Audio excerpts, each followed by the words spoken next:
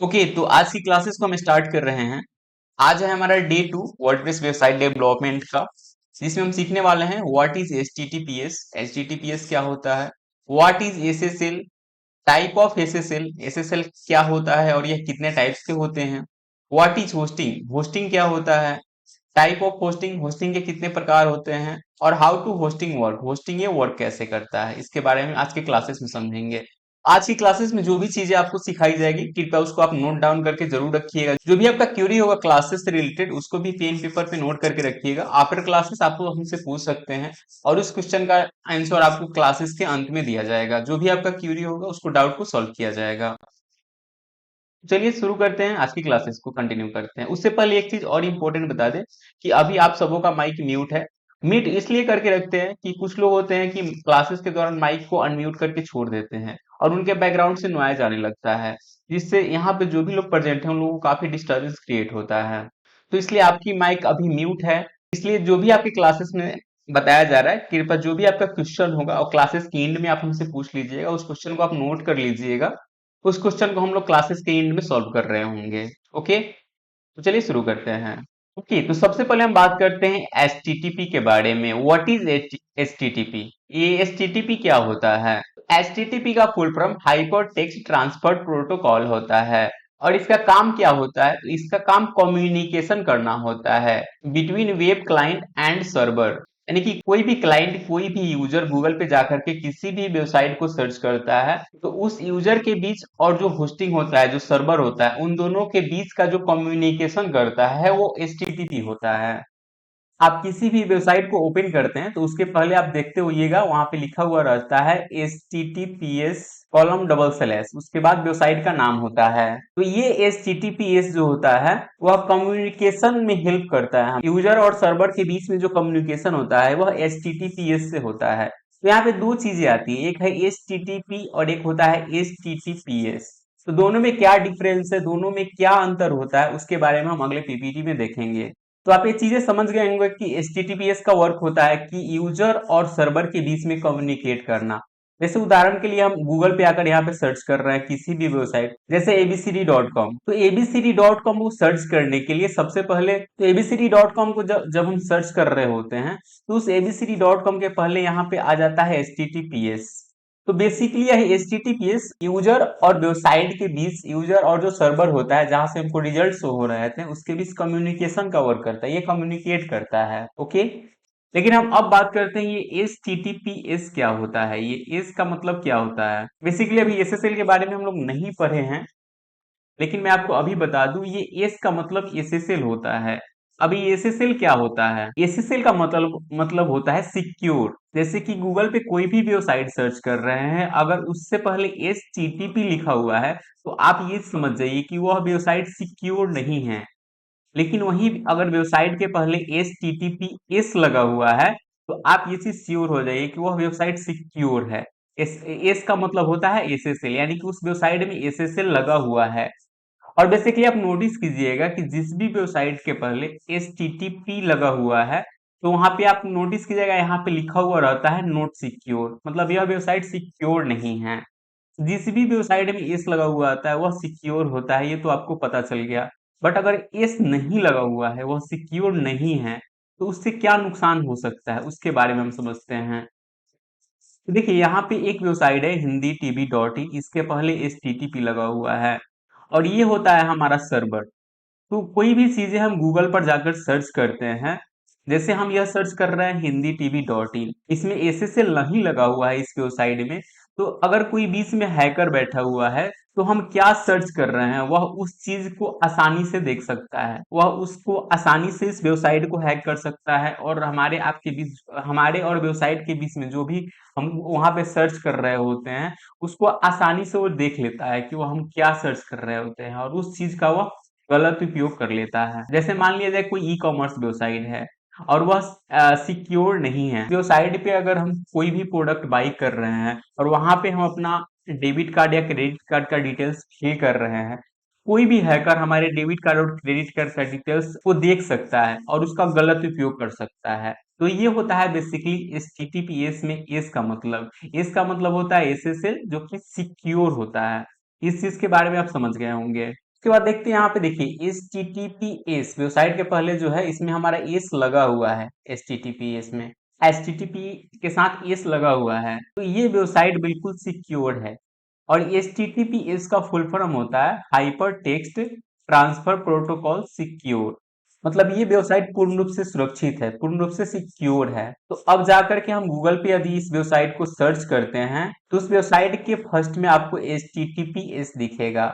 आप समझ जाइए कि ये एस का मतलब वह वेबसाइट बिल्कुल पूरी तरह से सिक्योर है। और हम जो भी चीजें उस वेबसाइट को सर्च कर रहे होते हैं या फिर जो भी कंटेंट वहां पे देख रहे होते हैं, तो बीच में कोई भी हैकर बैठा हुआ हो, उसका कोई भी इंफॉर्मेशन उसको नहीं मिलेगा। क्योंकि यहाँ पे जब यहाँ पे SSL लग जाता है तो ये हमारा वेबसाइट इंक्रिप्ट हो जाता है, यानी कि वह सिक्योर हो जाता है।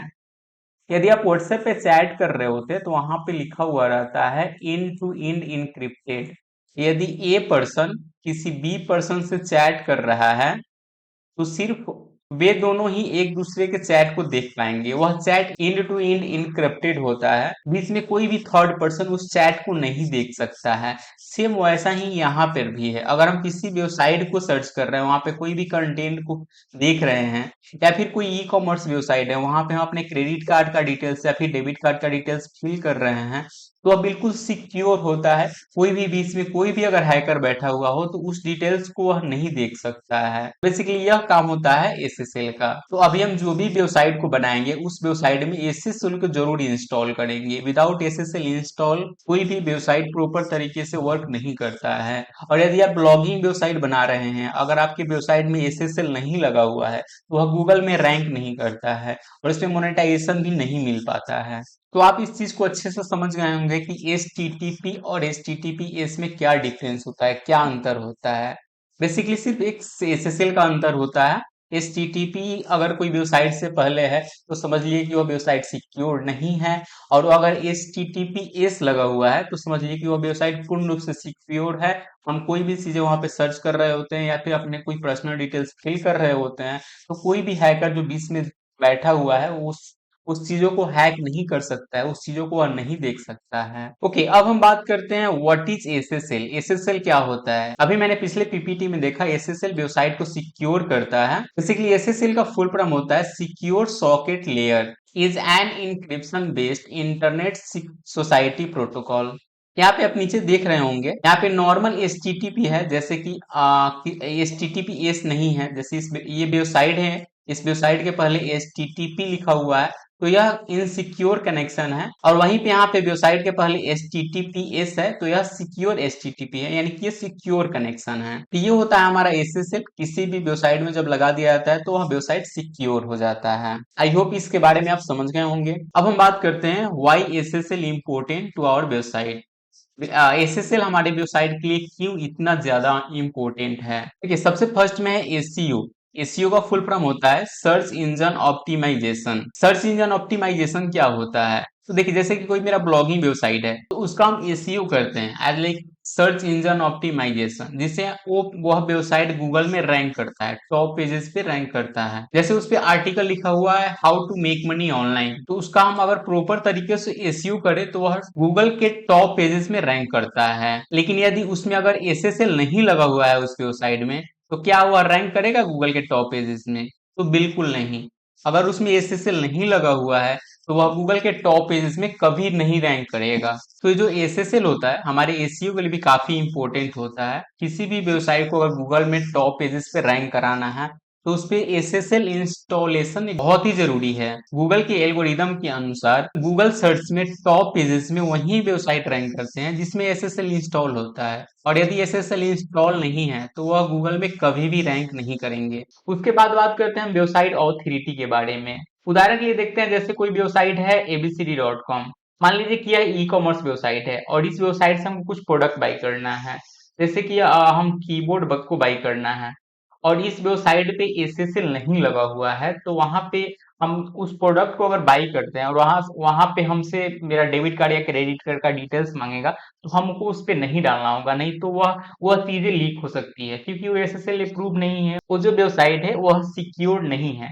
तो वहां पे हम अपने क्रेडिट कार्ड या डेबिट कार्ड का डिटेल्स को फिल नहीं करेंगे। इस वेबसाइट में अगर एसएसएल अप्रूव नहीं है तो उसकी वेबसाइट की ऑथोरिटी भी कम होगी, और हम वहां पर अपने कार्ड के डिटेल्स या फिर जो भी मेरा डिटेल्स है उसको हम वहां पे नहीं डालेंगे, और वहां से हम उस प्रोडक्ट को नहीं बाई करेंगे। हम वैसे वेबसाइट से जाकर बाई करेंगे जहाँ पे वो एसएसएल अप्रूव्ड हो और वहां पे वेबसाइट सिक्योर हो। अब हम बात करते हैं सिक्योरिटी के बारे में। जैसे कोई वेबसाइट है xyz.com और उस वेबसाइट पे आप विजिट करते हैं, तो वह वेबसाइट आपसे आपका पर्सनल डिटेल्स जैसे आपका नाम, आपका मोबाइल नंबर, आपका ईमेल आईडी, ये सारी चीजें डिटेल्स आपसे अगर मांगता है, तो यदि उस वेबसाइट में एसएसएल नहीं लगा हुआ है तो वहां पे क्या आप अपना पर्सनल डिटेल्स देंगे? तो बिल्कुल नहीं, वहां पे आपको अपना पर्सनल डिटेल्स नहीं देना है। उसको कोई भी थर्ड पार्टी, कोई भी हैकर्स उसको देख रहा होता है और उसका मिसयूज कर सकता है। तो इस चीज को हम एसईओ के अनुसार देखें, वेबसाइट ऑथोरिटी के अनुसार देखें या फिर सिक्योरिटी के अनुसार देखें, तो वेबसाइट में एसएसएल का होना एकदम कंपलसरी है, एकदम जरूरी है, तभी वह वेबसाइट को हम सिक्योर मान सकते हैं।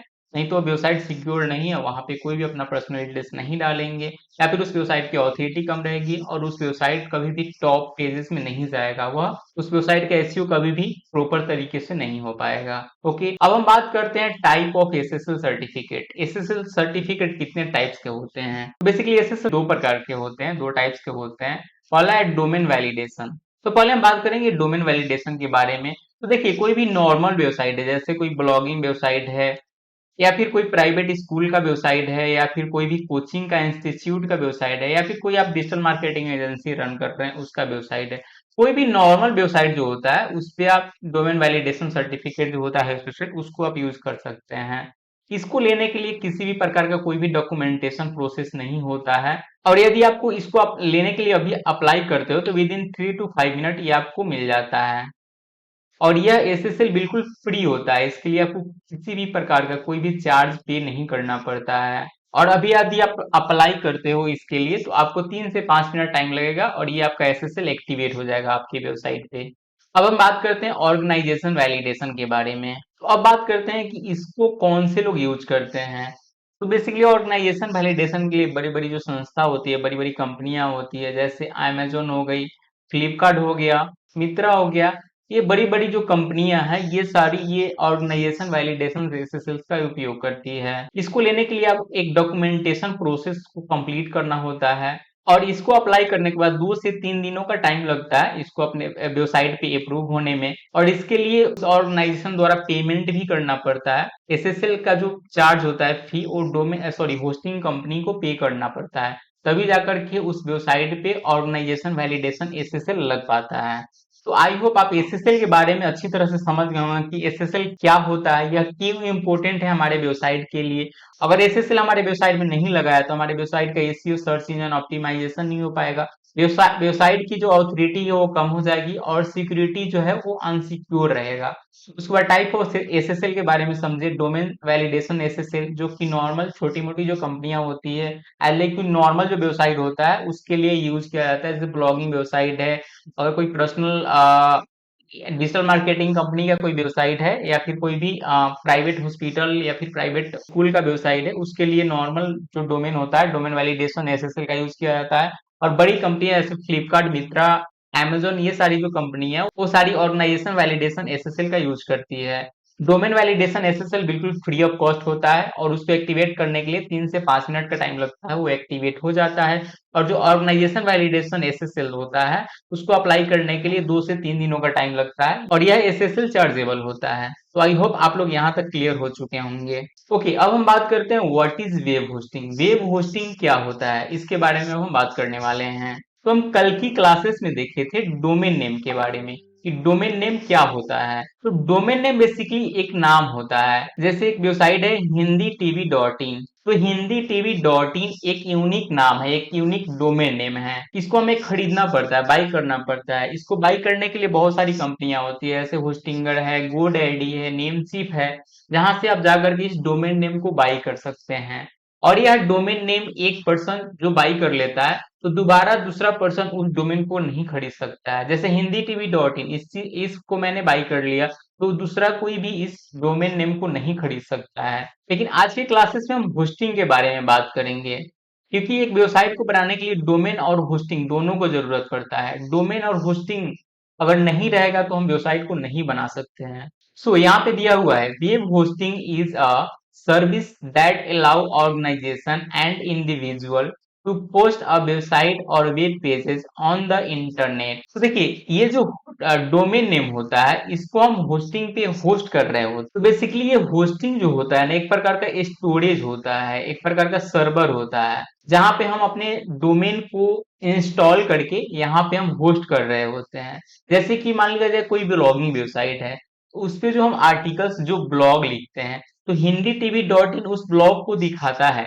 बट वह ब्लॉग जो है वो स्टोर कहाँ होता है, उसके लिए हम होस्टिंग का जरूरत पड़ता है। तो यह एक प्रकार का स्टोरेज होता है जहाँ पे जो भी डाटा हम लिख रहे होते हैं या फिर जो भी कंटेंट मेरा होता है यह होस्टिंग पर स्टोर रहता है, जिसको हम होस्टिंग या सर्वर बोलते हैं। इसको हम एक छोटा सा उदाहरण से समझते हैं। जैसे कि आप मोबाइल खरीदते हैं और उसमें कोई वीडियो प्ले करते हैं, तो उसको वीडियो को वहां पे स्टोर करने के लिए अंदर स्टोरेज अंदर चिप का होना बहुत जरूरी है, तभी वह वीडियो प्ले हो पाएगा। क्योंकि मोबाइल का काम है उस वीडियो को दिखाना, बट अंदर का जो स्टोरेज होता है उसका काम है उसको स्टोर करके रखना। तो इसके अंदर इंटरनल या एक्सटर्नल स्टोरेज का होना बहुत जरूरी है, तभी हम उस वीडियो को प्रॉपर तरीके से देख पाएंगे। नहीं तो सिर्फ मोबाइल में अगर स्टोरेज रहेगा ही नहीं तो अब तो हम मोबाइल में हम वीडियो नहीं देख सकते हैं। जैसे अभी मोबाइल में आता है 64 GB स्टोरेज, 128 GB स्टोरेज, तो वहां जो स्टोरेज होता है उसमें हम अपने जो भी मेरा जैसे इमेज होता है, कोई फोटोज होता है, वीडियोज होता है,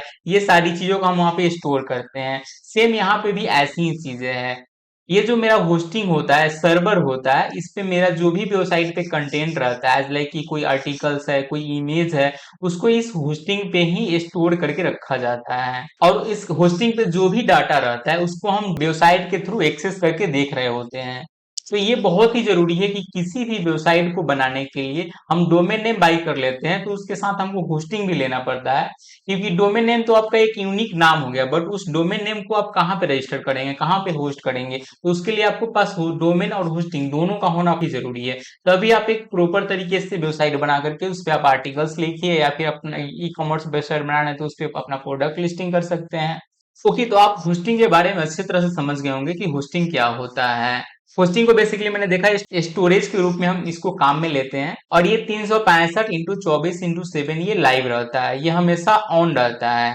जब आप यहाँ पे अपने वेबसाइट को डाल देते हो तो आपकी वेबसाइट यहाँ पे लाइव हो जाती है। तो आप इसको दिन हो या चाहे रात हो किसी भी टाइम इसको ओपन करके देख सकते हैं। तो ये हमेशा ऑन रहता है, और यहाँ पे जो वेबसाइट रहती है वो हमेशा लाइव रहती है। तो कोई भी यूजर है, अब दिन में हो या रात में हो, किसी भी टाइम जा करके वहां पे उस वेबसाइट को सर्च करके उस पे जो भी कंटेंट है उसको देख सकता है, कोई भी यूजर हो। या फिर आप जब भी चाहे वो वहाँ वेबसाइट का एडमिन पैनल ओपन करके कोई भी कंटेंट को पोस्ट कर सकते हैं, या फिर जो इमेज है, वीडियोज है, वहां पे आप उस चीज को डाल सकते हैं। तो इसके लिए जो इसका स्टोरेज ये होता है 365 24x7 हमेशा ये ऑन रहता है, हमेशा ये लाइव रहता है। ओके, अब हम बात करेंगे what are the things we should keep in mind when we buy web hosting. जब हम वेब होस्टिंग बाई कर रहे होते हैं, खरीद रहे होते हैं, तो हम किन किन बातों का ध्यान रखेंगे उसके बारे में हम बात करते हैं। सबसे पहला है amount of storage. Amount of storage के बारे में हम बात करते हैं। जब भी हम किसी भी होस्टिंग प्रोवाइडर कंपनी से जाकर के होस्टिंग को बाई करते हैं तो वहां पे हम देखते हैं कि उस होस्टिंग में हमको कितना स्पेस मिल रहा है, कितना जीबी स्पेस मिल रहा है। जैसे कि 50 GB या फिर 100 GB, और वह उस स्टोरेज जो हमको मिल रहा है, जो स्टोरेज होस्टिंग कंपनी द्वारा प्रोवाइड किया जा रहा है, वह SSD में हमको दे रहा है या फिर HDD में दे रहा है। इस बात का भी ध्यान रखना काफी जरूरी होता है, क्योंकि जो SSD स्टोरेज होता है वह काफी स्पीड ओपन होती है, मतलब काफी फास्ट वर्क करती है।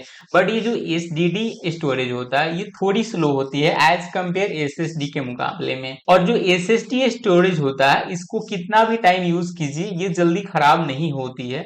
बट जो HDD स्टोरेज होता है इसको एक स्पेसिफिक टाइम के बाद ये थोड़ी और भी स्लो वर्क करने लगती है, ये खराब होने लगती है। तो हम कोशिश करेंगे SSD स्टोरेज को ही ले, और देख लेंगे कि हमको स्पेस क्या मिल रहा है। उस हिसाब से आप अपने जरूरत के अनुसार से स्पेस ले सकते हैं।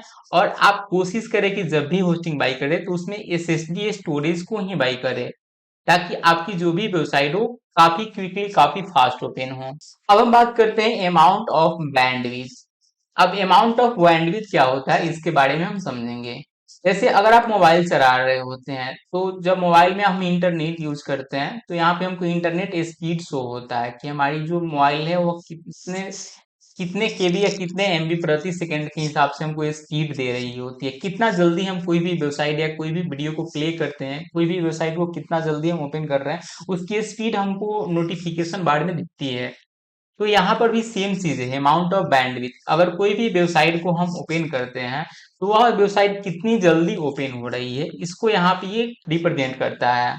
तो इस चीज का भी आपको ध्यान रखना है कि आप जो भी होस्टिंग बाई कर रहे हैं वो काफी क्विकली ओपन हो, काफी फास्ट ओपन हो, और उसका स्पीड क्या है, इस सारी चीजों के बारे में आपको ध्यान रखना काफी जरूरी होता है। तो ये होता है अमाउंट ऑफ बैंडविड्थ। उसके बाद नीचे यहाँ पर है नंबर ऑफ डोमेन एंड सब डोमेन। तो इस बात का भी हमें ध्यान रखना है कि जो भी कंपनी का हम होस्टिंग बाई कर रहे हैं वहां पे हम कितने डोमेन को होस्ट करने का सुविधा वहां पे दे रहा है, या फिर कितने सब डोमेन को वहां पे हम होस्ट कर सकते हैं। जैसे बहुत सारी कंपनियां होती है, कोई देती है कि एक होस्टिंग आपको दे रहा है तो उसमें एक ही डोमेन को आप रन कर सकते हैं, एक ही डोमेन को होस्ट कर सकते हैं। बहुत सारी कंपनियां होती है वो बोलती है कि मैं आपको जो दे रहा हूँ उसमें आप 50 या 100 वेबसाइट को रन कर सकते हैं, 100 डोमेन को रन कर सकते हैं। तो इस चीज को आपको ध्यान देना है कि वह जो भी वेबसाइट सॉरी जो भी होस्टिंग कंपनी है वह कितने डोमेन और सब डोमेन को होस्ट करने का वहां पे आपको सुविधा दे रही है। जब भी हम होस्टिंग बाई करते हैं तो इस चीज का भी ध्यान रखना होता है कि उस होस्टिंग कंपनी द्वारा हमको ईमेल अकाउंट क्रिएट करने का ऑप्शन दे रहा है या नहीं। जैसे कि हम कोई भी डोमेन बाई करते हैं तो उसका एक स्टैंडर्ड ईमेल भी लेते हैं। तो बहुत सारी होस्टिंग कंपनियां होती है कि जो भी आप डोमेन को वहां पे प्लेस कर रहे होते हैं उसका एक स्टैंडर्ड ईमेल बिल्कुल आपको फ्री में बना कर दे देती है, जिसको वहां पे आप वेब मेल के थ्रू वहां पे आप एक्सेस करके उसको उपयोग कर सकते हैं। तो इस चीज का आपको ध्यान रखना है कि वहां पे आपको फ्री ईमेल अकाउंट मिल रहा है या नहीं। उसके बाद है डाटाबेस सपोर्ट। ये तो सबसे इंपॉर्टेंट है कि अगर आप कोई भी होस्टिंग ले रहे हैं तो उसका सपोर्ट सिस्टम, उसका डाटाबेस सपोर्ट सिस्टम कैसा है। मान लिया कि आपने कोई वेबसाइट बनाया, मैंने बनाया जैसे कि हिंदी टीवी डॉट इन, और इसको बनाने के बाद मेरे को होस्टिंग से रिलेटेड कुछ दिक्कतें आने लगी, डाटाबेस प्रॉब्लम आने लगा। तो उसके लिए आप उसका सपोर्ट सिस्टम उस होस्टिंग कंपनी का कैसा है, इस चीज को भी आपको ध्यान में रखना है। ऐसा नहीं है कि मैंने होस्टिंग बाई कर लिया उसका सपोर्ट सिस्टम अच्छा नहीं है तो फिर आपको परेशानी का सामना करना पड़ सकता है। उसके बाद हम नेक्स्ट देखते हैं framework support and easy install, example WordPress and जुमला। तो ये फ्रेमवर्क क्या होता है? तो बेसिकली देखिए, जैसे कि वर्डप्रेस है, जुमला है, यह एक प्रकार का फ्रेमवर्क है। तो आप देखेंगे कि जो भी होस्टिंग आप बाई कर रहे हैं उसमें कौन कौन से फ्रेमवर्क का सुविधा आपको मिल रहा है, यानी कि कौन कौन से प्लेटफॉर्म पे उसको आप इंस्टॉल कर सकते हैं। जैसे यहाँ पे है वर्डप्रेस। वर्डप्रेस अगर कोई भी आप वेबसाइट बना रहे हैं तो मैं आपको रिकमेंड करूंगा उसको आप वर्डप्रेस के थ्रू ही इंस्टॉल करें, क्योंकि ये काफी सिक्योर होता है और काफी इजी टू यूज होता है। जुमला भी है, ये भी काफी सिक्योर्ड है, बट मैं रिकमेंड करूंगा अगर आप बिगिनर्स हैं तो आप वर्डप्रेस के थ्रू ही जाए, वर्डप्रेस पे ही अपना वेबसाइट को इंस्टॉल करें। ये काफी यूजर फ्रेंडली है, इसमें कुछ प्लगइन्स और थीम्स का यूज करके आप अपने वेबसाइट को इजीली यहाँ पे इंस्टॉल कर सकते हैं और अच्छे तरह से कस्टमाइज भी कर सकते हैं। उसके बाद है टेक सपोर्ट। टेक सपोर्ट भी काफी जरूरी है। जैसे हम कोई भी होस्टिंग पे अपने वेबसाइट को होस्ट कर रहे हैं, कोई टेक्निकल इशू हो गया जैसे, और या फिर मैं वेबसाइट को बना रहा हूँ, वहां बनाते समय गलती से कुछ मिस्टेक हो गया, मेरा कुछ डाटा डिलीट हो गया, तो वहां पे डाटाबेस सपोर्ट मिल रहा है कि नहीं, या फिर टेक्निकल सपोर्ट, मैंने उस होस्टिंग कंपनी को कॉल किया, फिर वहां पे कॉल रिक्वेस्ट का भी ऑप्शन रहता है बहुत सारी होस्टिंग कंपनी में, तो वहां पे हमको कॉल वहां से आ रहा है कि नहीं, सपोर्ट मिल रहा है कि नहीं, इस चीज का भी ध्यान रखना जरूरी है। नहीं तो फिर आप होस्टिंग तो बाई कर लेंगे और वहां पे अपने वेबसाइट को होस्ट कर लेंगे, बट लेकिन अगर कोई भी टेक्निकल इशू आएगा और उसके बारे में आपको नॉलेज नहीं है तो आपको काफी परेशानी का सामना करना पड़ सकता है उस टाइम। उसके बाद नीचे है एचटी एक्सेस फाइल। अब ये एचटी एक्सेस फाइल क्या होता है इसके बारे में हम समझेंगे। जैसे उदाहरण के तौर पे समझते हैं कि जैसे मेरी वेबसाइट है वो एक कंपनी के सर्वर पे होस्ट की हुई है, लेकिन हमको इस ए कंपनी से बी कंपनी के होस्टिंग पर हमको उस वेबसाइट को शिफ्ट करना है। जैसे कि मेरा 1 साल पूरा हो चुका है, ए कंपनी का मैंने होस्टिंग प्लान 1 साल का लिया था, और ये 1 साल इसका पूरा हो चुका है और मैं चाह रहा हूँ कि इस कंपनी से मैं बी कंपनी यानी कि दूसरे कंपनी के होस्टिंग में अपने जो भी मेरा डोमेन है उसको वहां पे होस्ट करके वहां से रन करें। तो उसको कैसे करेंगे? तो उसको बोलते हैं हम H T access file transfer करना। तो ये जो कंपनी का जो डाटा है इसको हम यहाँ से इंपोर्ट करते हैं और बी वाले होस्टिंग कंपनी में जाकर इसे अपलोड कर देते हैं। तो हमारी जो वेबसाइट है, हमारे जो भी डाटा है वह इस कंपनी के होस्टिंग से ट्रांसफर करके हमारे बी कंपनी के होस्टिंग पे वो ट्रांसफर हो जाती है। इसको हम बोलते हैं एच टी एक्सेस फाइल। तो हमारी जो वेबसाइट है वो बी कंपनी के होस्टिंग पे इजिली होस्ट हो जाती है, वहां पे वर्क करने लगती है। और इस चीज को हम प्रैक्टिकली भी आगे आने वाली क्लासेस में करके देखेंगे। एक होस्टिंग कंपनी से दूसरे होस्टिंग कंपनी अपने वेबसाइट को कैसे ट्रांसफर करते हैं, डोमेन कैसे ट्रांसफर करते हैं, नेम सर्वर को कैसे चेंज करते हैं, ये सारी चीजों को हम आने वाले क्लासेस में देखेंगे। फिलहाल अभी बेसिक चीजें जो मैं आपको बता रहा हूँ वो काफी वैल्यूएबल है, उसको आप नोट करके रखिएगा। उसके बाद हम बात करते हैं लैंग्वेज सपोर्ट के बारे में। जो लैंग्वेज आपको आती है, लाइक इंग्लिश हो या फिर हिंदी हो, तो उस लैंग्वेज में आपको सपोर्ट मिल रहा है कि नहीं, इस चीज का भी हमको ध्यान रखेंगे। उसके बाद है साइट बैकअप। कोई भी वेबसाइट को हम होस्टिंग पे होस्ट कर रहे होते हैं तो उसका बैकअप उस कंपनी द्वारा दी जा रही है कि नहीं, इसके बारे में हम समझ। जैसे कि मैं कोई वेबसाइट बनाया है किसी होस्टिंग कंपनी पे और मेरी एक छोटी सी गलती के कारण मेरी सारी वेबसाइट है वो डिलीट हो जाती है, वहां का सारा डाटा है डिलीट हो जाती है। तो उस होस्टिंग कंपनी द्वारा आपको साइट का जो बैकअप है वो प्रोवाइड किया जा रहा है नहीं, उसके बारे में भी हम ध्यान रखेंगे। क्योंकि होस्टिंग कंपनी द्वारा जब उसका बैकअप आपको मिल जाता है तो वापस से आप री इंस्टॉल करके सेम जो जैसे पहले आपका वेबसाइट था वैसे आप उसको बना सकते हैं। तो ये होता है साइट बैकअप। अब हम ईमेल अकाउंट के बारे में बात करेंगे। ईमेल अकाउंट को कैसे हम लेते हैं, कैसे उसको हम क्रिएट करते हैं। जैसे कि ईमेल अकाउंट जो होता है, email account as mentioned earlier most hosting provider required user to have their own domain name with a domain name. उसको जैसे आपका वेबसाइट है example.com, तो उसका अगर आपको ईमेल लेना है, जैसे कि आप कॉन्टेक्ट का ईमेल बना रहे हैं तो आप वहां पे लगा सकते हैं contact@example.com, या फिर वहां पे हेल्प के लिए बना रहे हैं help@example.com, या फिर help@abcd आपका डोमेन नेम है, help@abcd.com। इस प्रकार से आप ईमेल क्रिएट कर सकते हैं। अब हम बात करते हैं एफटीपी एक्सेस के बारे में, ये क्या होता है। तो बेसिकली कोई भी हम वेबसाइट बना रहे होते हैं, मान लिया कि अपने कंप्यूटर से हम किसी भी वेबसाइट को क्रिएट करते हैं, उस वेबसाइट को कंप्यूटर से जो सर्वर होता है होस्टिंग, वहां पे जो ट्रांसफर किया जाता है वेबसाइट को, उसको हम एफटीपी एक्सेस बोलते हैं। जब हम वेबसाइट बना रहे होते हैं तो वहां पे बहुत सारे एचटीएमएल फाइल्स होते हैं जिसको ट्रांसफर होस्टिंग पे किया जाता है। एज लाइक एचटीएमएल फाइल्स जो भी होता है उसको हम होस्टिंग पे ट्रांसफर करते हैं। तो उसका जो प्रोसेस होता है उसका एफटीपी एक्सेस के थ्रू ही होता है। एज लाइक यहाँ पे देखेंगे HTML file, you can transfer the files from your computer to the web server through OTP, sorry FTP. तो एफटीपी के थ्रू ही आप हम जो भी वेबसाइट को अपने सिस्टम या कंप्यूटर से बना रहे होते हैं उसको होस्टिंग पे ट्रांसफर करना होता है, तो उसको हम एफटीपी के थ्रू ही वहां पे ट्रांसफर कर रहे होते हैं। ओके, अब हम बात करते हैं type of web hosting service. Web hosting service जो है वो कितने टाइप्स के होते हैं। तो यहाँ पे सबसे पहले वेबसाइट बिल्डर, उसके बाद है शेयर्ड होस्टिंग, डेडिकेटेड होस्टिंग और कलेक्टेड होस्टिंग। तो ये होस्टिंग के टाइप्स है, होस्टिंग के प्रकार है। इन सभी को यूज कैसे किया जाता है, इन सभी का उपयोग क्या होता है, इसके बारे में हम अच्छी तरह से समझेंगे। तो हम बात करते हैं वेबसाइट बिल्डर के बारे में। वेबसाइट बिल्डर क्या होता है? Website builder service is a type of hosting service that caters to beginners who need to host a website but lack the technical skills and knowledge to build one। Site builder का वे लोग use करते हैं, वे लोग उपयोग करते हैं जिनके पास technical knowledge बिल्कुल नहीं है, वो वेबसाइट बिल्डर के थ्रू अपनी वेबसाइट को बनाते हैं। जैसे कि यहाँ पे कोई इमेज डालना है तो यहाँ पे कोई भी इमेज को ड्रैग एंड ड्रॉप करके आप डाल सकते हैं और यहाँ पे आप अपने अनुसार चीजों को कस्टमाइज नहीं कर सकते हैं। यहाँ पे जो भी चीजें दी हुई रहती है उसके अनुसार ही चीजों को कस्टमाइज कर सकते हैं। तो ये वेबसाइट बिल्डर उनके लिए है जो जिनके पास टेक्निकल नॉलेज बिल्कुल नहीं है, बिल्कुल जीरो है। तो वो लोग यहाँ से वेबसाइट बिल्डिंग सीख सकते हैं, स्टार्ट कर सकते हैं। उदाहरण के लिए देखें तो एक वेबसाइट है wix.com, जो कि वेबसाइट बिल्डर के थ्रू वेबसाइट बनाने की सुविधा देती है बिगनर्स को। तो यहाँ पे सेम चीजें होती है, वहां पे चीजों को ड्रैग एंड ड्रॉप आउट करके आप वेबसाइट बना सकते हैं। ओके, अब हम बात करते हैं शेयर्ड होस्टिंग के बारे में। शेयर्ड होस्टिंग क्या होता है? तो देखिए, शेयर्ड होस्ट वह होस्टिंग होता है जहां पे हम एक से ज्यादा वेबसाइट को होस्ट कर रहे होते हैं। लेकिन यहाँ पे मेरा सर्वर एक ही है, होस्टिंग एक ही है। यहाँ पर मैं ए वेबसाइट को भी रन कर रहा हूँ, यहाँ पे मैं बी वेबसाइट को भी रन कर रहा हूँ और यहाँ पे सी वेबसाइट को भी रन कर रहा हूँ। होस्टिंग मेरा एक ही है, बट मैं अलग अलग वेबसाइट के यहाँ पे रन कर रहा हूँ। यहाँ पे और भी मल्टीपल्स वेबसाइट हो सकते हैं, 4 5 6 10, जितने भी, डिपेंड करता है कि वह होस्टिंग प्रोवाइडर जो कंपनी है वो आपको कितने शेयर्ड होस्टिंग में कितने वेबसाइट रन करने का सुविधा आपको देती है। तो उदाहरण के लिए हम देख रहे हैं, तो यहाँ पे सर्वर तो एक ही है, बट वेबसाइट हम अलग अलग मल्टीपल वेबसाइट को यहाँ पे हम होस्ट कर रहे होते हैं, तो ये होता है शेयर्ड होस्टिंग। अब सवाल ये आता है कि यहाँ पे वेबसाइट तो 3 है और सर्वर एक ही है, तो क्या ए जो वेबसाइट है वो बी के सर्वर में घुस सकता है, या फिर जो बी वेबसाइट है वो सी के डाटा सर्वर में घुस सकता है? तो बिल्कुल नहीं। यहाँ पे जो सर्वर होता है, सभी वेबसाइट का इस होस्टिंग के अंदर अलग अलग डाटाबेस बना होता है, और ए वेबसाइट है वो बी के डाटाबेस में नहीं घुस सकता है, यानी उसका डाटा आप वो एक्सेस नहीं कर सकता है, या फिर बी वेबसाइट है वो सी का डाटाबेस को यूज नहीं कर सकता है।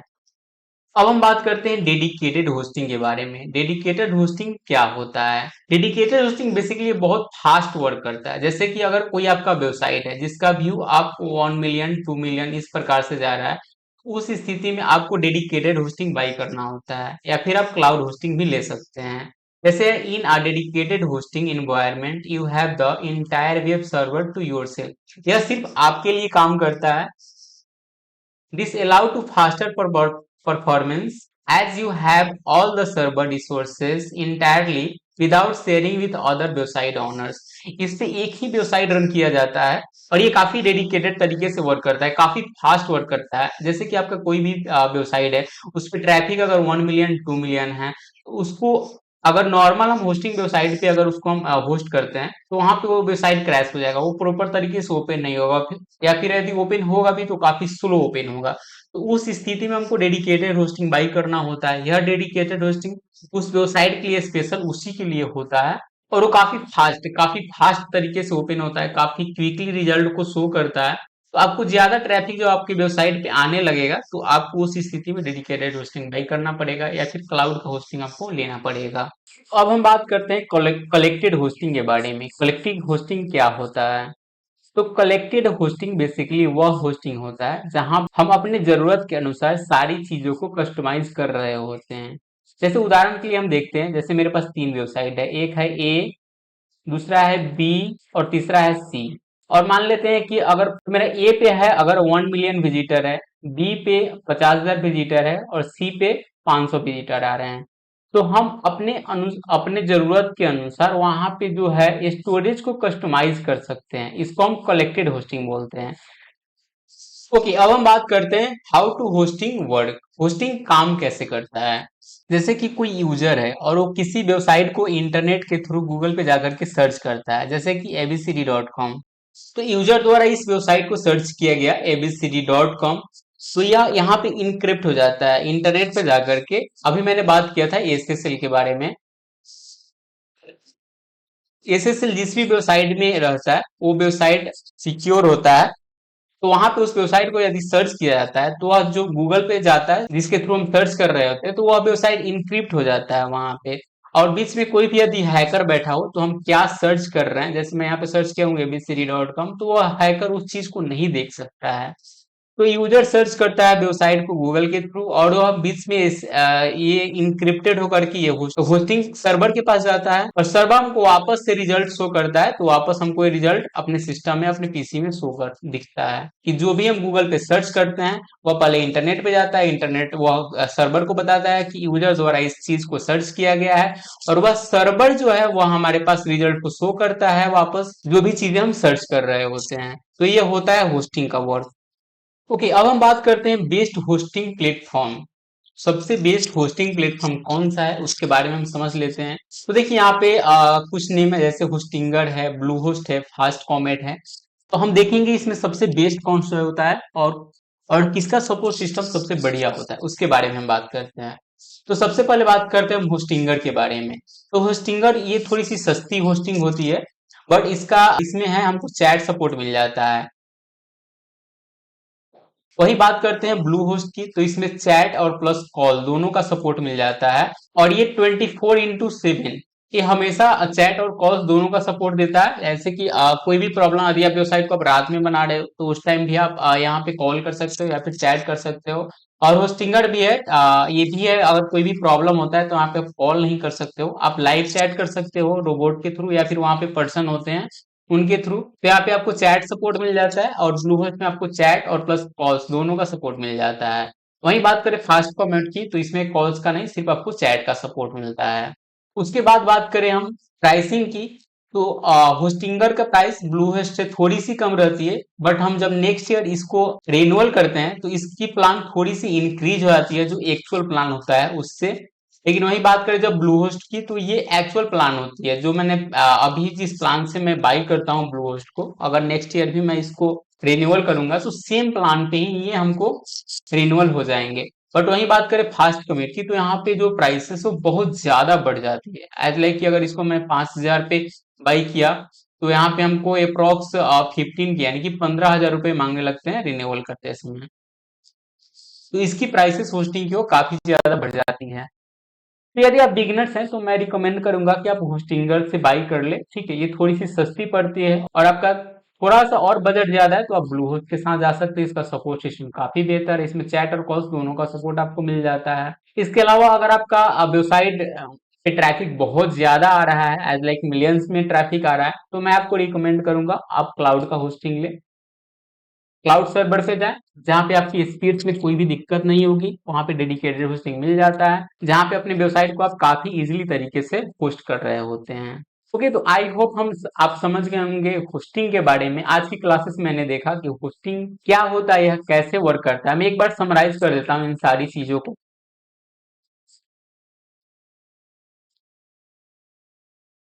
सबसे पहले मैंने देखा आज की क्लासेस में व्हाट इज एचटीटीपी। एचटीटीपी क्या होता है?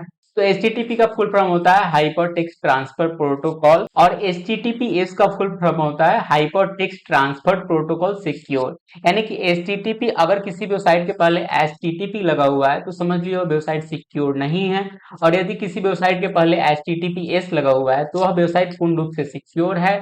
वहां पे कोई भी यूजर जाकर के सर्च करता है वेबसाइट को तो वह इन टू एंड इंस्क्रिप्टेड होकर के सर्वर को जाता है, और बीच में कोई भी हैकर बैठा हो तो आपके डिटेल्स को वहां पे नहीं देख सकता है। आपकी जो भी अगर डिटेल्स फिल कर रहे हैं उसकी वेबसाइट पे, like credit card debit card details, तो उसको वो नहीं मिसयूज कर सकता है, उसको आप हैक नहीं कर सकता है। तो ये होता है एचटीटीपी और एचटीटीपीएस का डिफरेंस। उसके बाद हम देखें व्हाट इज एसएसएल। एसएसएल क्या होता है? तो एसएसएल का फुल फॉर्म होता है secret socket secure socket layer. तो जिस भी वेबसाइट में एसएसएल लगा हुआ होता है वो सिक्योर होता है, नॉर्मल एचटीटीपी और यहाँ पे सिक्योर एचटीटीपी। तो ये जिस वेबसाइट में एसएसएल लगा हुआ होता है वह वेबसाइट सिक्योर होता है, और जिस वेबसाइट में एसएसएल नहीं लगा हुआ होता है वो वेबसाइट सिक्योर नहीं होता है। उसके बाद हम देखें why is SSL important to our website. हमारी वेबसाइट के लिए एसएसएल क्यों इंपोर्टेंट है?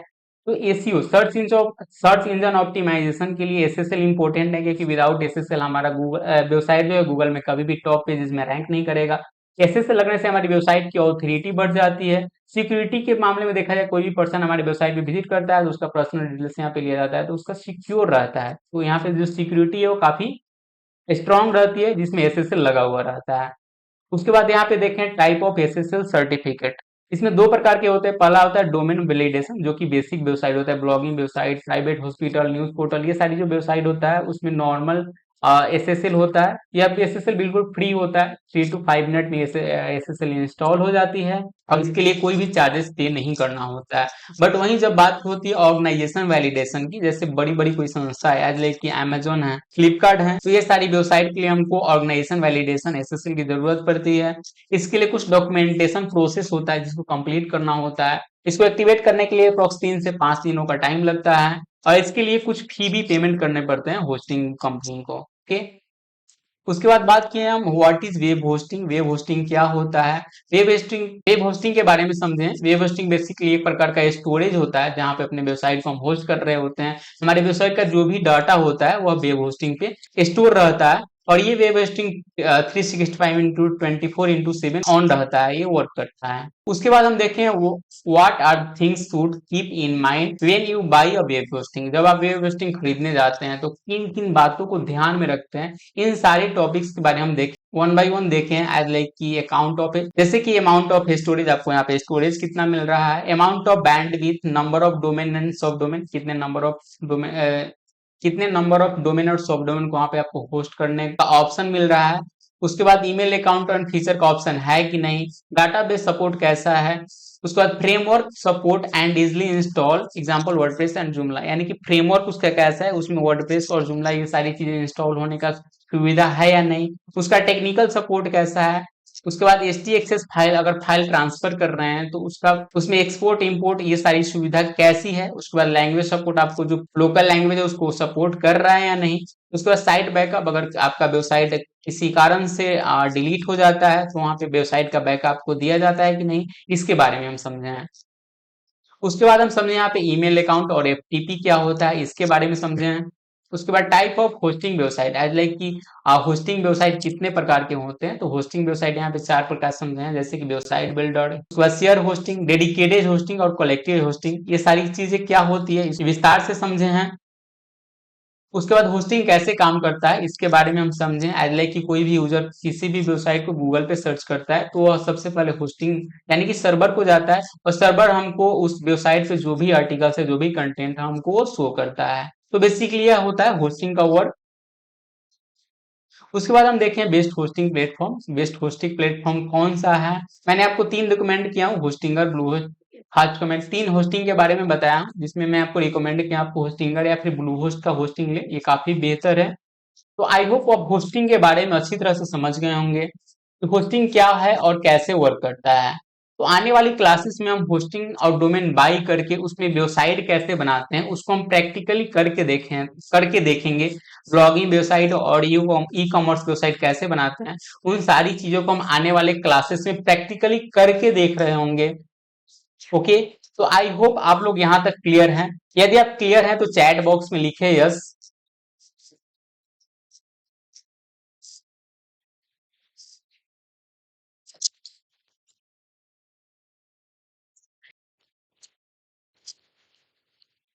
यदि किसी पर्सन का कोई भी क्वेश्चन है, कोई भी क्यूरी है, तो अपना हैंड रेज करेंगे, मैं वन बाय वन सबको अनम्यूट करूंगा और अपना क्वेश्चन आप हमसे पूछ सकते हैं।